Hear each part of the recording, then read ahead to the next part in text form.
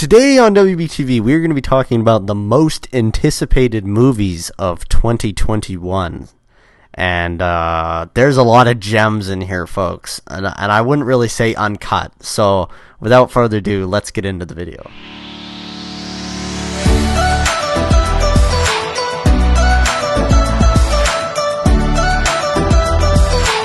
Okay, so we did one of these in 2020, which at the time we didn't realize would become completely useless, but it did.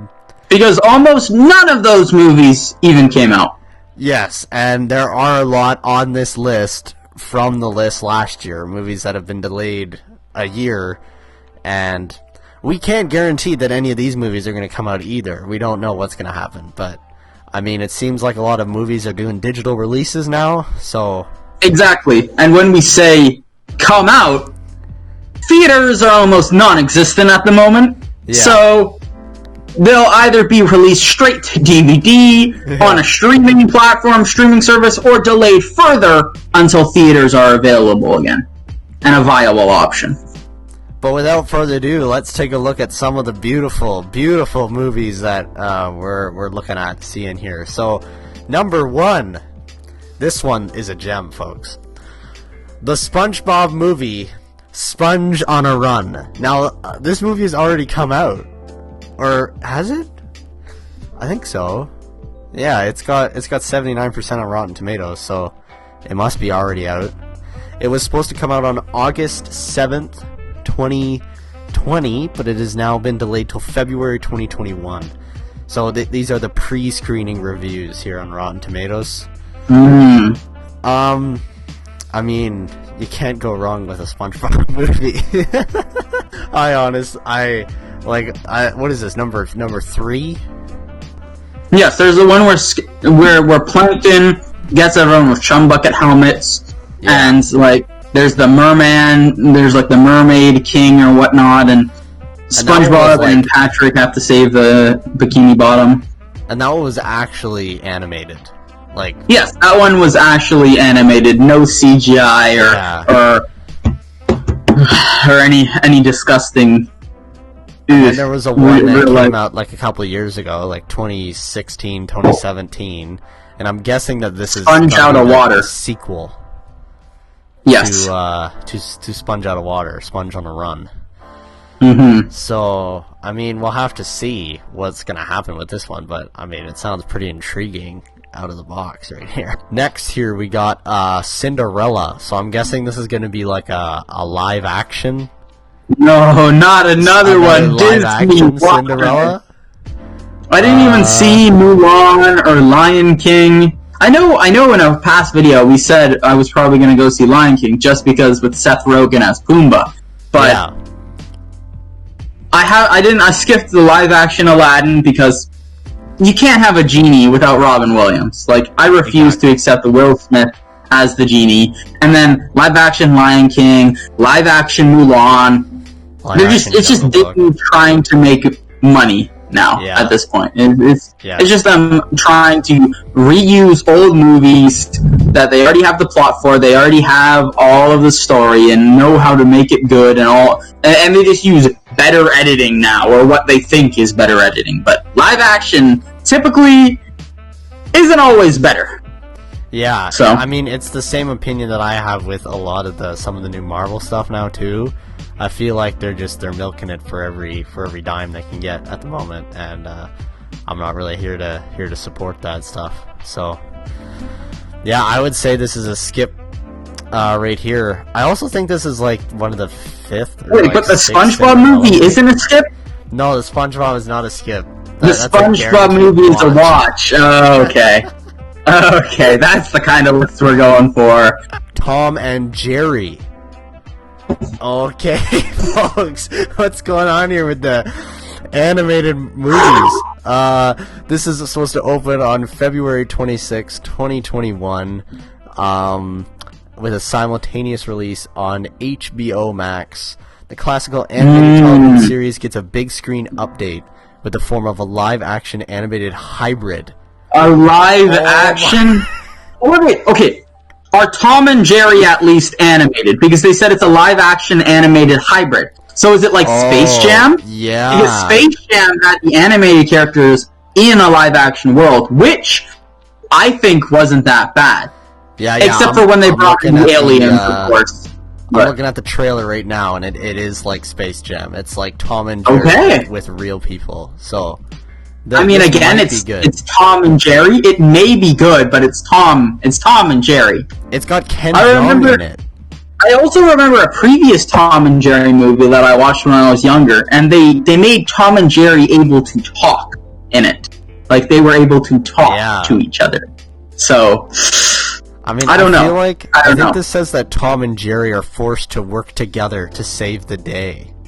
Well, hold on. I think that's what happened in the last one. Jerry moves to a hotel on the evening of a big wedding and forces the wedding planner to bring Tom into the picture to get rid of him. Then an even bigger threat emerges that forces Tom and Jerry to work together. So, there's a mouse at the wedding. They bring in Tom. They hire Tom, the mouse killer, to get rid of Jerry, and then they gotta work together for the big chungus that comes in at the end of the movie. I mean, folks, I think this is a watch right here. Oh my goodness!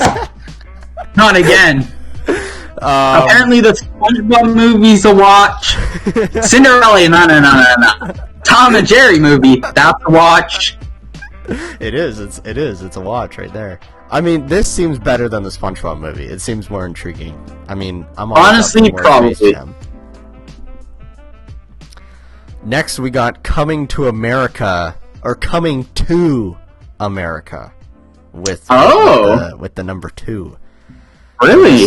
This is I guess this is Eddie Murphy's comeback, because I can't remember the last movie I watched with Eddie Murphy in it. Yes, maybe like same. 1,000 Words. That horrible movie. But after 3 decades, it looks like Prince Akeem and King Akeem are returning to stateside homeland, with the original cast returning, including James Earl Jones as King Jaffe and John Amos as Cleo Dowell, and Eddie Murphy, with the long-lost son he never knew about, might be the heir to their new throne. So wait, is this about Eddie Murphy's son? That's what I'm understanding right now. It's like Zoolander 2, where he finds out he has a son. So if it's like what Zoolander 2 was like, I'm a little skeptical of how good this movie is going to be. I think I remember the first Coming to America being a little bit like, I mean, it's like a children's movie, so I think it was a little bit like, like a little bit of like a dumber sense of humor. Oh yeah. So I can't imagine that. Like, normally when they make one of those, the second one is not great. So I can't imagine. Yeah. How great. It's like a Grown Ups 2, or another movie Eddie Murphy was in, Daddy Daycare. Yeah. And then Daddy Daycare Summer Camp. Was Eddie Murphy even in the second one? I think he was. Okay. I think he was. He's the head of the daycare. Like sequels where they just completely got rid of every main character, and they're like, "Oh, it's a sequel." No, I'm pretty sure it's him running the summer camp. I'm positive, because it wouldn't be. Yes, it is. So I mean, maybe I gotta go watch this now, because I don't think I've watched this. So this is gonna be on my watch list. This is a wait for reviews and a synopsis of the movie. Wait till it's out of theaters. Yeah. And then you go and watch it. That's this kind of movie. And listen to the response. Like, because I didn't listen to the response of Grown Ups 2, and that was a little bit of a waste of time. Next we have The Kingsman, which is the 3rd installment in the Kingsman series franchise. Oh, Kingsman. With the Stateman spin-off still on the way, audiences get their first taste of how the whole thing is going to come to an exit with the final... this is a prequel set in the early 1900s. So it's a prequel to the original story about how the group of ex-soldiers formed the spy agency called Kingsman. See, did you ever watch this set of movie series? I watched the first one. I didn't watch the second one. Okay. Because is this the one where they have the special umbrellas that they can like see through, and the umbrellas block bullets? Okay. Because I watched these then, and isn't Elton John in one of these? I think Elton John may be in the second, or like I think so. Elton John if they got another actor, another person to play Elton John. Played Elton John in the Elton John movie is like the main character in this. Okay. But I mean, the first one had Samuel L. Jackson in it, and they blew his head at the end. Yep. And then the second plot is they go to the American branch. That instead of a wine company or like whatever covert like cover they had, it's like a beer company in America. So I found these movies interesting because it's like a cool stereotypical spy movie. Yeah. Like a James Bond, Jason Bourne, but Yeah, I think this is another wait for the reviews first and then go out to the theater, because I don't really know. Well, I mean, then go out to your basement to watch it, because I don't really know if this is like worth the initial watch out there. I mean, also you'd have to have watched the first two realistically to understand a little bit more about it. So this is another one where it's like it needs an already invested fan base in it to actually do well. So yeah, exactly. Which I'm surprised they're coming out with a third so much later than the first two. Yeah. When I almost forgot about this movie. So just like the Lego Movie 2, the next part. That was marketed terribly. I never saw it. I didn't even know it came out. I didn't know it had come out until 2 years later. That's what I'm saying. And terrible marketing. Terrible marketing on the Lego Movie 2. Next we got Godzilla vs. Kong. A showdown we've been waiting for since 2014's Godzilla. He has proven that he knows how to bring the two thrills together. The helms in the cinematic Warner Brothers film, which continued with 2019's Godzilla King of the Monsters, who will win when the giant apes take on the king. I mean, see, this is a watch. No, I think this is a hard pass. I hate how they're bringing back all these old monster movies. Like, they're overdone. Godzilla vs. Mothra, Godzilla vs. X, Y, and Z, Godzilla, King Kong. They've all already been done, and they're all films from the 70s, 80s, and 90s. And now they're bringing them back with Godzilla King of the Monsters, which wasn't a good movie. I wasn't really think that was a good movie in the first place. And then Kong Island is another movie they brought back with King Kong and Dwayne "The Rock" Johnson. And I feel like the only reason that movie did well was because Dwayne "The Rock" Johnson probably carried it, or the whole King Kong or monster movie fandom went in to see it anyways, even though it was going to be a bad movie. What about Godzilla versus The Rock? I would watch that. That would be good.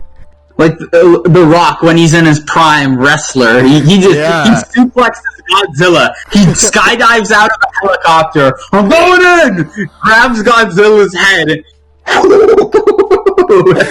That would totally be a movie that I would go and see. It would be so bad, but it would be entertaining. Yeah, I think that's the first skip on this list, folks. But we're coming up to Cinderella. more. Cinderella was a hard pass as well. Cinderella was a hard pass. Next hard pass: Peter Rabbit 2: The Runaway, starring the one and only James Corden. James Corden, no thanks.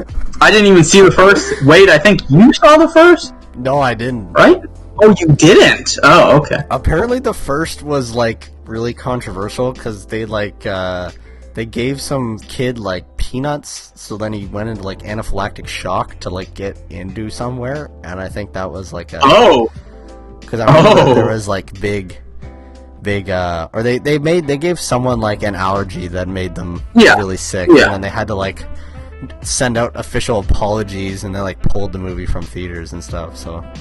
I mean, I just don't like James Corden either, so... He's not really that funny. Like, his Carpool Karaoke is not that bad, especially when he took the whole Marvel Cinematic Universe cast on a tour. That was funny. That was good. But I don't know. I mean, you can't get any worse than Cats, but I mean, Peter Rabbit 2, I definitely. I think we've seen enough from the late night TV show hosts. After John Oliver did the Fortnite dance and YouTube Rewind. Yeah, it was all downhill from there. It was all downhill from there. Next, we got A Quiet Place Part 2. Now, this is a 2020 release that has now been pushed to 2021. But I mean, John Krasinski coming back, the one and only Jim Halpert. See, now they have a way. It's going to be a very different movie than the original. The original was them living a quiet life, hiding in fear of even speaking or talking. But now, the second one, after they lost their youngest child before, and after John Krasinski's character died to protect his family in the last movie, they found out they have a way to fight the monsters. So well, and this one also seems to show that they're going to show some flashbacks to the beginning of the invasion, and how the invasion happened, which I think would be very cool. I think that's a great idea, yeah, since they didn't really explain. They left it as a mystery of how this all happened in the first one, but now the second, they give you some more backstory about it. I think that's a good way to motivate people to watch the second.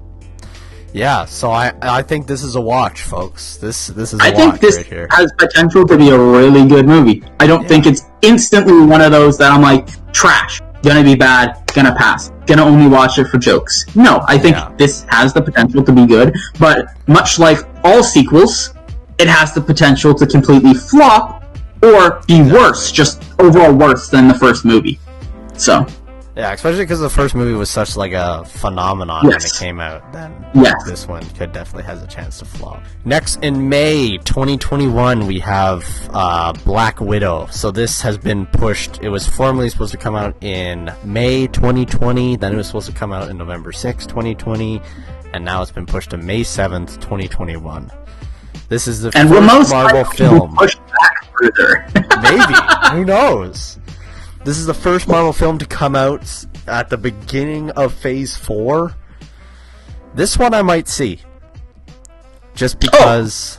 I am guaranteed watching... like, I've already watched all of the other Marvel movies. Yeah. So I'm already committed enough to be like, I need to at least stick with the Marvel Cinematic Universe for a little while longer and see what they have left to offer.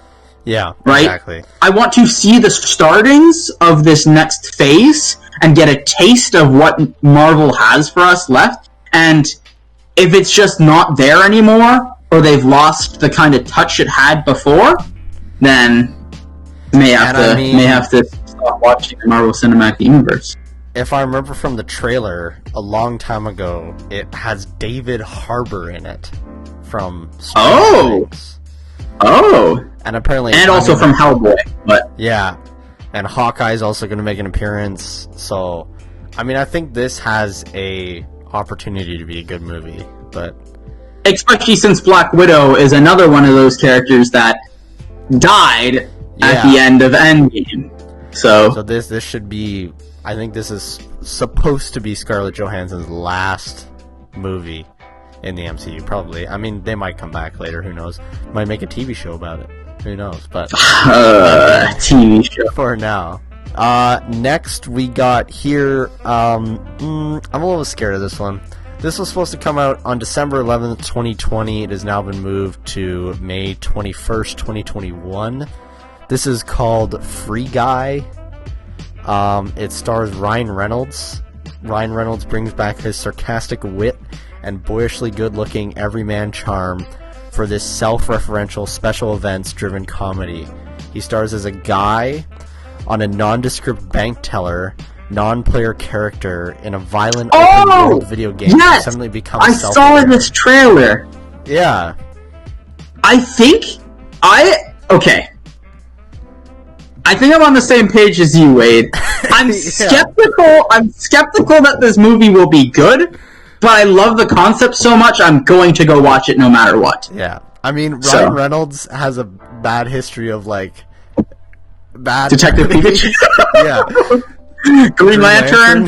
Yeah. His appearance in the Wolverine movies as Deadpool. Yeah. So, I mean, I think that we can leave this, or like this should be good. But I mean, I would be. This is a watch and hope. Hope is good. Go in with your expectations low. So yeah. So even if it is bad, you won't be disappointed. So unfortunately, that's it, guys, for this episode. We ended up having to split this video into 2 parts because it was so long. It was almost 50 minutes long. So we split it into 2 parts. But thank you guys for watching this episode of WBTV. Tune in on Friday to see the second part of this series where we're talking about the most anticipated movies of 2020. We had lots of fun recording this one, so I would definitely recommend to tune in on Friday. But without further ado, thank you guys for watching this episode of WBTV. Like, comment, subscribe, share it with your friends, share it with your family, share it with the guy at Freshco, and we will see you guys in the next video on Friday with another top most anticipated movies of 2020 part 2. One peach at a time, folks. Thank you guys for watching WBTV. If you want to see more videos like this one, click the video on the right. If you want to see skits, click the video on the left. And make sure to click that subscribe button so you don't miss a single video.